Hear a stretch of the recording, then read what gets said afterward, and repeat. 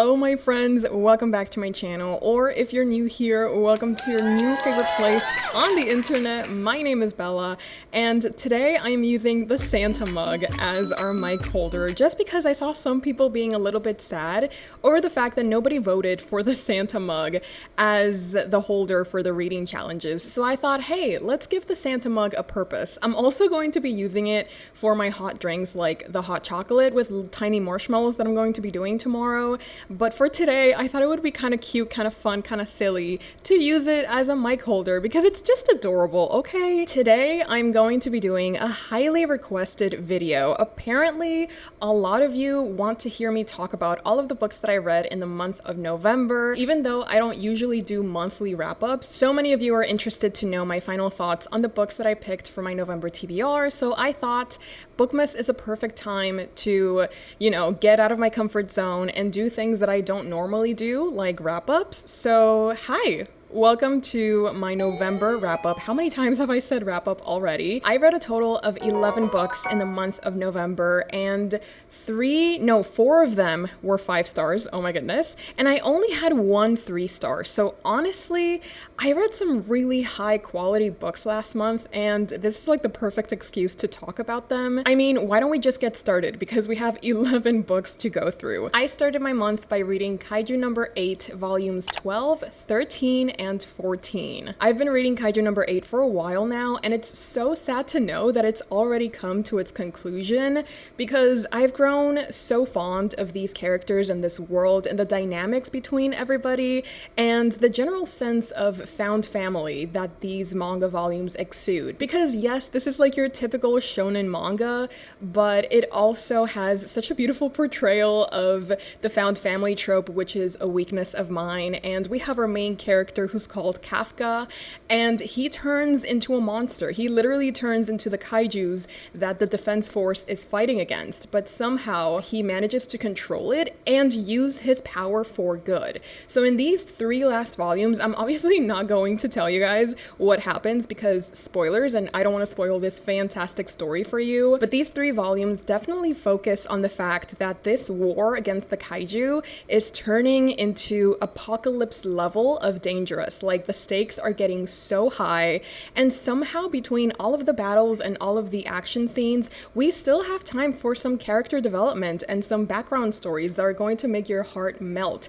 and just make you fall in love with these characters even more. The action scenes were cinematic. I literally cannot wait for these volumes to be adapted into the anime because I just know I'm going to get full body chills when I watch it, because even just reading them, I was so invested, I was so into the fights and the action that I was like, when I see this animated, my mind is going to be blown. Every single volume, volumes 12, 13, and 14, were all 5 out of 5 stars. There's literally no other rating that I could give these manga volumes because, again, they were just so good and so incredibly well written. And, I've read my fair share of manga volumes, and I think that this one is slowly but surely climbing up the ranks to become one of those manga that I will always and forever recommend to anyone that comes to me looking for new manga recommendations, because I feel like there's a little bit of everything for everyone in these stories. So yeah, I definitely started my month incredibly strong by reading 3 5-star manga volumes. I started November with manga and then I continued by reading Dostoyevsky. Like, come on now. Okay, listen. Okay, just a little warning beforehand. It's always been hard for me, and you guys know this if you've been here for a while. If you're new, hi, welcome to your new favorite place on the internet. My name is Bella, and when I love a book so much, especially the author, it becomes increasingly hard for me to describe it in a way where I feel like I've done it justice. So please bear with me as I try to speak my way through The Gambler and Other Stories by Fyodor Dostoyevsky. Dostoyevsky is one of my all-time favorite classic authors, maybe not even classic authors, just authors in general, because nobody writes about the human condition quite like Dostoyevsky does. He nails it every single time. He always perfectly portrays how hard it is to be human and how to juggle all of the things that happen in our day-to-day lives. Like, he truly understands what it means to have an anxious mind and what it means to continuously spiral into the worst possible thoughts that any human could have. And Dostoyevsky makes his characters feel so real and so human and so flawed. Like, these characters, especially the ones in these short stories, are so incredibly flawed and morally ambiguous, questionable, gray, like, you name it. Dostoyevsky, he really truly thrives in the morally gray areas, and he does such a good job at writing about them. Like, nobody does it like Dostoyevsky. I'm so sorry, but nobody does. Nobody ever will. There's only one Dostoyevsky in life, and because of that, I think that everybody should read Dostoyevsky. The Gambler and Other Stories, oh my goodness, okay, I can do this. So I read this as a buddy read with one of my friends, Mairead. Mairead, if you're watching, hi. Mairead and I have read so many Dostoyevsky books together. She's basically like my go-to Dostoyevsky fangirl. Like, we connect so much on just reading and books in general, but there's something about Dostoyevsky that really ties us together, and this book was no exception. I honestly feel like this was one of our most successful buddy reads because I think that we both gave it 4.5 out of 5 stars. The Gambler and Other Stories is a collection that explores obsession, self-sabotage, and the psychological chaos of human desire, literally. Dostoyevsky manages to embarcar. ¿Cómo se dice embarcar? Oh God, okay, my English is leaving my brain. I'm so sorry. Okay, Dostoyevsky manages to...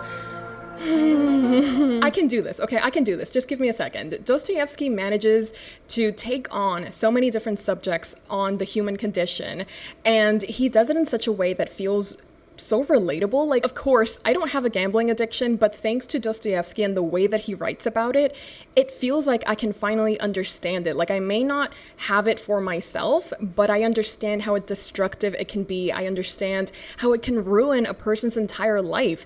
And trying to understand their mindset is so fascinating and heartbreaking.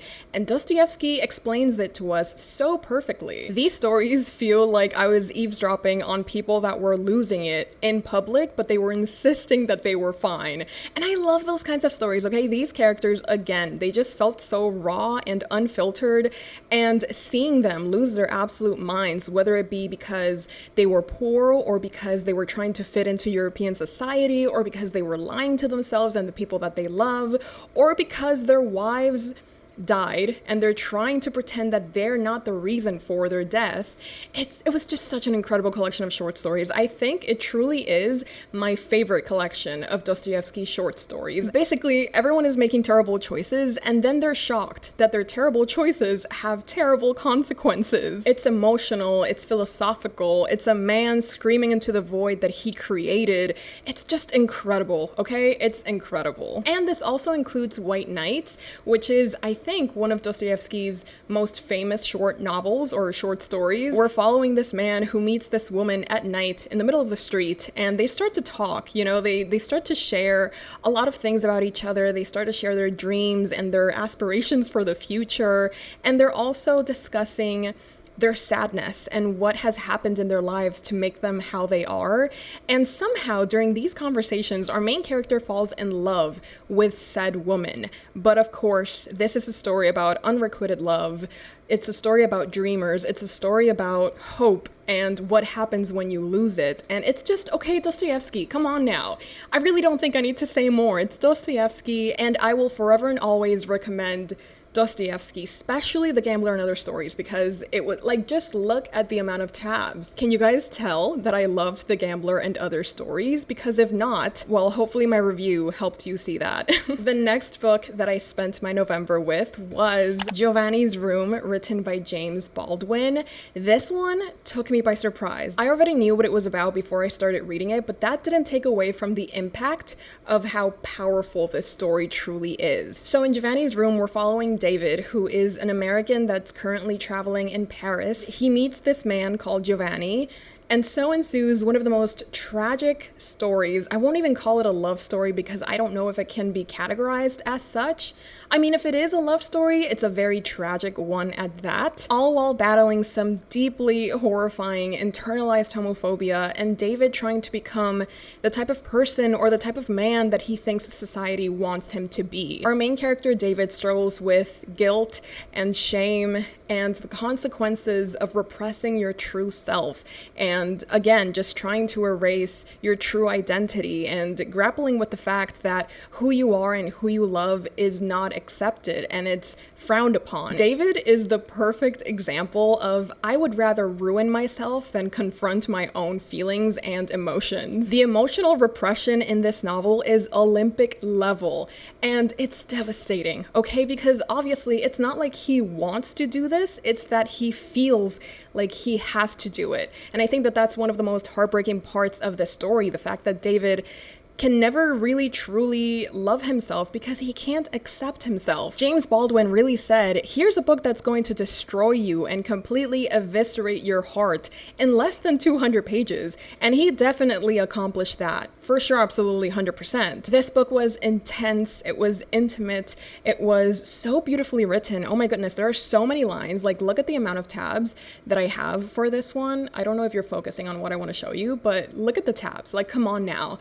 And it's solely because of the writing. James Baldwin has some incredible one-liners that truly just hit you where it hurts the most. I mean, I say beautiful, but he's also writing about such devastating and heartbreaking topics and emotions that it's kind of hard to balance that. Like, how does he do that? How does he make something so horrifyingly depressing feel so beautiful? You know what I mean? Like, that's just crazy to me.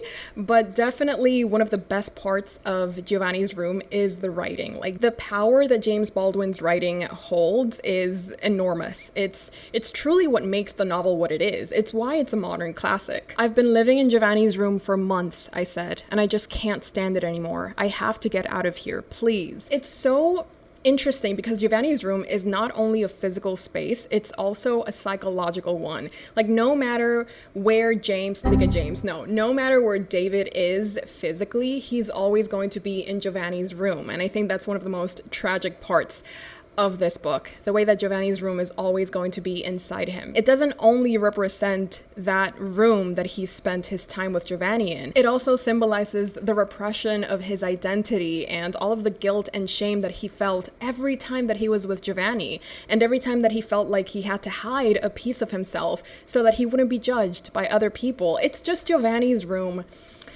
It's such an incredible piece of literature, and if you haven't read it, I would highly recommend it. I did end up giving it 4 stars just because, well, I just didn't feel like a 5-star, okay? There's something that you need to understand about myself, and it's the fact that star ratings for me, where did the sun go? I don't think the sun is very happy that I gave Giovanni's Room 4 stars, but star ratings are really more about feeling than an actual system. Like, if this book just didn't feel like a 5-star, it's just not going to get a 5-star from me. That's just the way it is. I don't try to question it because I'm happy with my system. It's not the most structured system, but it works for me, it makes me happy, and that's what matters. The next book that I read in November, it's probably, yeah, this is the only book that I gave 3 stars. It's the one that I enjoyed the least. It did have its good moments, but overall, it was like an okay book. It was like an average book. And it's okay. Like, we need to have a couple of books to balance all of the 4.5 and 5 stars. So the next book that I read was My Sister the Serial Killer. This is a really, I want to say silly, but like not really, but this is a thriller book. I haven't read a thriller in a very long time, so I was really excited to pick this one up, especially because this is also a gift from Anita. Anita, if you're watching, I'm so sorry that I gave your book 3 stars. I know that you didn't write it, but you did send it to me, but I hope that you don't feel too bad that I only gave it 3 stars. I still really appreciate the gift. I hope that you know that, but I will always be honest in my reviews, so maybe just skip this review if you don't want to hear a 3-star rating review for this book. But anyways, in My Sister the Serial Killer, we're following these 2 sisters. We have a Nigerian nurse who just works in a hospital, and she knows a lot about medicine and just the medical world. And then her sister, which is this beautiful, unattainable, she's just perfect in every way, except for the fact that she's killing all of her boyfriends. And her sister keeps alleging that it's accidental, like, they came on to me, I was only protecting myself. But our main character, she's kind of starting to doubt if her sister is telling the truth. Like, maybe she's willingly or like she's like actively killing her boyfriends, but then she's just lying about it so that she doesn't go to jail. But our main character, she always helps her sister clean up after herself.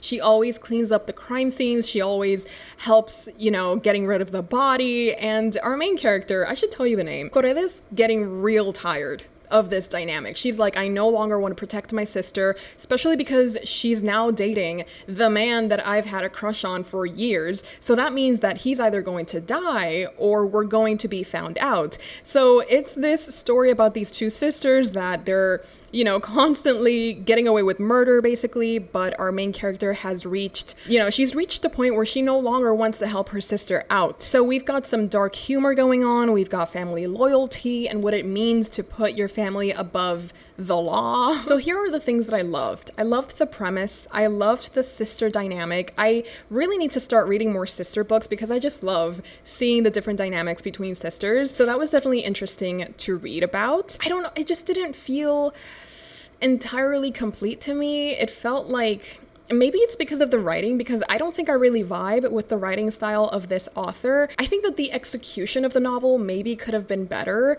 and that's why I did end up giving this 3 out of 5 stars, because again, the premise is interesting, but I think the execution could have done with a bit more rounds of editing. Maybe, I don't know. I'm no expert, of course. I'm not a writer, okay? This is just like my personal opinion as a reader. I kept wanting the story to either go completely insane, completely bonkers, off the wall crazy, or for something more to happen, and it just didn't. It just kind of fell flat for me in a sense. I don't know if that makes sense. I don't know, like, I think also I would have maybe liked this book a bit more if it had more maybe psychological depth to it, like maybe if it explored the psyche of Corede's sister and why she was killing these men, because we never really found out. Like, there are a little bit of hints here and there about their dad being a very violent man, but overall I don't know, it was missing something for me, and I can't really pinpoint the reason, but yeah, this was a 3-star. It was still cool, I really did enjoy it, pero yeah, there we go. The next book that I'm going to be talking about is very exciting because this was almost a challenge for me since this book is in Spanish, and it was my first time reading a book in Spanish in a very long time. I have read Spanish books in the past, but definitely one of my reading goals for 2026 is to read more Spanish books. The book that I read was La Sombra del Viento, written by Carlos Ruiz Zafón. This was an incredible book. I'm sorry for the spoilers, but I gave this 4 out of 5 stars. It was beautifully written. It was so magical. It felt so surreal and fantastical. I loved it. I mean, there were a couple of parts that kind of dragged for me. This author really likes to give every single character a backstory, and sometimes some characters that only appeared for like 1 or 2 chapters, we knew their entire backstory. And yes, it was tragic. Yes, it gave us a little, you know, a better glimpse at the type of person that they were, but since they didn't have a big enough impact in the story, I don't really know why we needed to know so much about them. But apart from that, I still really enjoyed La Sombra del Viento. In this book, we're following this boy that's called Daniel, and he finds this mysterious book in this place that's called the Cemetery of Lost Books.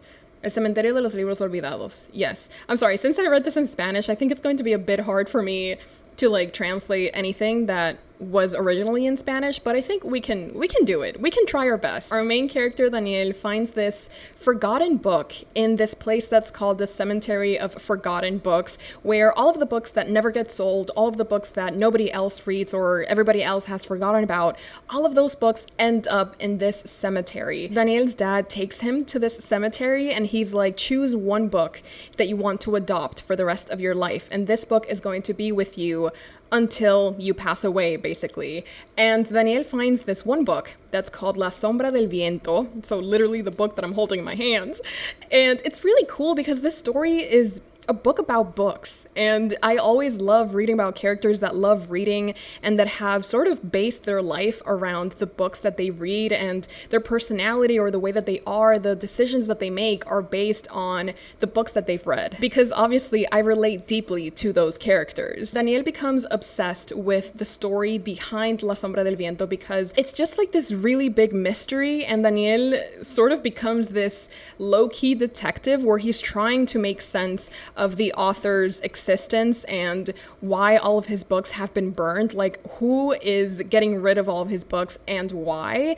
And so ensues one of the craziest detective novels that I've ever read. It's such a beautiful story. It's beautifully written, but also the setting of the place is post-war Barcelona. I love Barcelona, okay? I went last year and I still think about it every single day. O sea, Barcelona is the love of my life, I think. I really truly think Barcelona will forever be in my heart. And to read a book that's set in Barcelona was just so incredible and beautiful. And whenever Daniel mentioned any of the places that I went myself, I was like, oh my God, I was there. I have a picture right there. And that was just like an added bonus that made this reading experience really fun. This is a story that's filled with so many twists and turns. It is so atmospheric. It is spooky. It's kind of like, it's the perfect gothic modern classic.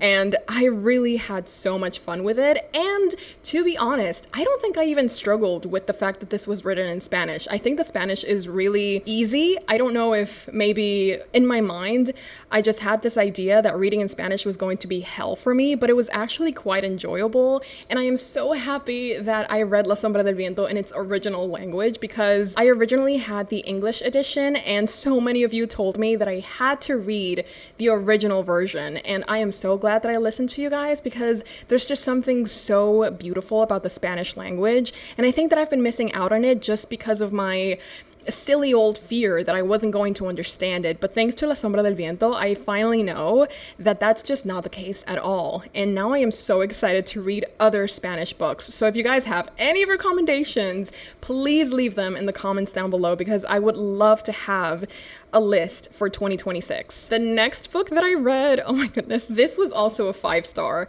And I mean, I'm just gonna show it to you guys because I had so much fun reading Moan by Junji Ito. This is, of course, and I say of course because you guys know that I love Junji Ito, okay? If you've been here for a while, you've heard of the name Junji Ito and how he is basically my favorite horror manga artist. He writes these horrific stories and he makes up, or like he draws and illustrates the most nightmarish images that will forever haunt you in your sleep. It's literally nightmare fuel, for sure, absolutely. And somehow, for some reason, I keep coming back to it just because it is just so good. Like, I eat up all of his short story collections every single time that he drops one because they're so good and addicting, and Moan is no exception. Something that I love about Junji Ito, and this is something that I learned when I read his, oh my god, where is it? Uncanny. When I read Uncanny, I understood just why Junji Ito is so horrifying to me, and it's because his horror isn't based on the fantastical or the science fiction-y. His horror is based on humans. His horror is based on everyday things like hair or, you know, the drain getting stuck. He basically asks the question, what if something that is completely normal wasn't? I don't know how his brain works, but somehow he turns the most basic, the most domestic, the most, you know, casual things into the most absurd, the most horrifying, the most deeply disturbing things, and I am so here for it. The artistry is horrifying, and the creativity is off the charts. Like, Junji Ito will forever be the king of horror manga for me, and you guys need to read Moan, okay? These stories were just so intense, and I also think that this is one of the darkest short stories that Junji Ito has come out with, just because of the subjects that he writes about. They just get really dark. And I love that. And that's why I gave this a 5 out of 5 stars. There's just no other alternative. Next up, of course, this is like a complete switch up from horror manga, because next up, I read one of the most tragic memoirs that I will probably ever read in my life. And that is Death Be Not Proud by John Gunther. I'm getting like a little knot in my throat just thinking of this memoir, because this is a father that's telling us the story of his teenage son battling with this rare brain tumor that nobody could cure, and he did die. Like, that's not a spoiler. Like, it literally, one of the first sentences is the father explaining what's happened and him sort of telling the story in reverse, like starting from way before they ever found out that his son had a tumor, and then building up, of course, to all of the treatments, all of the things that they had to go through, all of the the side effects that his son was experiencing. Above all, the strength of his son's spirit. Through all of his treatments, through all of the chemotherapy, through all of the different procedures that they tried on his son, he never gave up hope, and he... Coño, loco, okay, dame un segundo. It was just like a really beautiful... No, I can't do this. This is ridiculous. Like, I read this a month ago. Why am I already getting teary-eyed? It's like the resilience of the son's spirit, and how even despite, you know, puking his guts in the morning, by the afternoon, he was writing to his professors being like, oh, I'm gonna be back in school soon. Please send in the homework so that I don't fall behind. Or please send me this week's test so that I can, you know, catch up with my fellow students. Like, I don't want to fall behind because I'm going to be back soon. Y como que the hope that that kid had was so inspiring, and it really just puts your life, your own life, into perspective, because it's like, especially someone, and this is just like my personal experience, especially someone that has experienced a lot of health scares in the last 2 years. I literally got surgery earlier in May this year, and it was one of the darkest, lowest points of my life. And then reading this and having John as an example of human resilience and the power of hope, it was just like so, like it was like I don't know, it was just so beautiful. It was heartbreaking and tragic, but I love that our author, the dad, he concentrates not on the loss of his child, but more so the strength of his son and how he never lost hope, like not even on the last day that he was alive. And the fact that he got to graduate, like, girl, don't. No, I can't. I'm so sorry. I can't talk about it. Oh, goodness. This is so embarrassing. Just read it, okay? Like, this, just everybody should read this, because it's really going to put your life into perspective, and it's going to help you set your priorities straight. For sure, absolutely. Gosh, this was such an incredible book. I did give this 4 out of 5 stars, though. Like, it's not a perfect 5-star. I don't think I've ever given a memoir 5 out of 5 stars, pero this was just so powerful. And I need to put it down now because I don't want to keep crying. So, excuse me. Switching it up once again because I cannot be crying for the rest of this wrap up. The next book that I read in November was my Patreon buddy read, which was The Second Death of Locke. This one was a fantasy, and definitely the book that I needed to read right after Death Be Not Proud, because I needed a palate cleanser. I know that sounds kind of weird, but I just needed something that was fun, that was fast, that was going to have me engaging with the story and losing myself in these plot lines and storylines and these new characters. And I feel like The Second Death of Locke was perfect for this, because it's this fantasy about magic and different kingdoms, and everybody is vying to find this hidden... ¿Cómo se llama? Heir. Yes, this hidden heir of this magical island that's called Locke. And everybody's trying to find the heir, because if they find the heir, they control magic. And the thing that nobody tells you up until like page maybe 100, actually, I don't want to tell you because that's a spoiler. I think it was really obvious for me. Like, a lot of the plot points from this book were pretty obvious, but personally, that doesn't take away from my enjoyment of the book. So I could definitely, like, even knowing what was going to happen, I still deeply enjoyed The Second Death of Locke. And I am so happy that I have an exclusive reading vlog dedicated to this one, because it was just so fun to read, and it was the perfect book that I needed to like build my spirits back up again after reading the memoir of John Gunther. The last book that I read in the month of November was none other than the Lusiads, written by Luis Vaz de Camões. This is a Portuguese epic poem that recounts the adventures of da Gama. I know he has a name, but I can't remember the first name. Vasco da Gama. Yes, thank you. So we're following Vasco da Gama as he's trying to make his way to India, and I love that our author, he kind of blends in historical facts with Greek gods and these great epic poems. Like, he's constantly comparing Portugal to other great countries out there that have incredible feats of greatness. This author is like, yeah, I see you, and now I'm going to double that, and we're going to be so much better than you, and here's why. Like, I just love how much this author loves his country and how much he's willing to fight for this country's honor. This poem celebrates Portugal to its fullest, and we've got gods appearing, we have monsters that these people need to fight through. It's just so incredible, and it was so fun to see the gods intervening and trying to make the Gama's voyage into India impossible. It really is, like, I'm sorry if this comparison is like not, like, maybe it's not acceptable, but I do feel like this is Portugal's Odyssey. And I think that that comparison is okay to say because the author himself makes those same comparisons. So I was really grateful that I got to read this because I now know so much more of Portuguese history than I thought I ever would.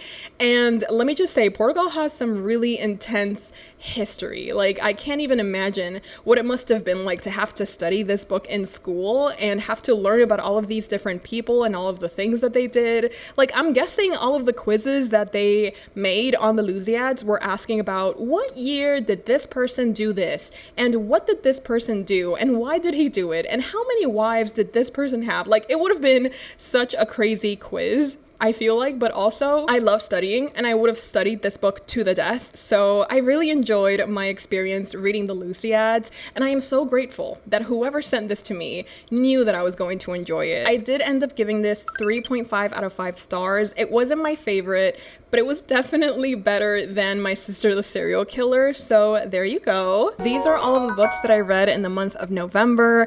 As you can see, I had a pretty amazing reading month. I had 4 or 5 stars. I read Dostoyevsky, which always means I'm going to have a good month. I read some horror manga. I read a modern classic, and overall, I just had so much fun with my reading in November, and I think that it shows with the books that I was reading. So let me know in the comments below what you read in November and what you're currently reading this December. That officially brings Bookmas Day 6 to a close. I think it's day 6. I think it should be day 6. If not, just ignore me. I really hope that you guys enjoyed my November wrap-up. I know that I'm not the best at doing wrap-ups, but since so many of you were asking for it, I thought that I would push myself a little bit to do it, and hopefully it was satisfactory. Thank you. I really hope that you enjoyed hearing me talk about all of the books that I read in the month of November. Hopefully you found some new book recommendations that you may want to try out in 2026. Let me know in the comments below what your favorite book of November was, and maybe even what your least favorite book was that you would never recommend to anyone. Like, I would love to hear about your November wrap-up in the comments below. And I also have a Patreon where I post exclusive content. I host readathons, reading sprints, and a monthly book club. I feel like at this point you guys can chant this outro with me, so say it together. If this sounds like something that you'd enjoy, the link is down below. As always, I would love to have you join, and without further ado, I guess this is goodbye. I love you and happy Bookmas. Bye. Hey Jimmy, you nice, keep going.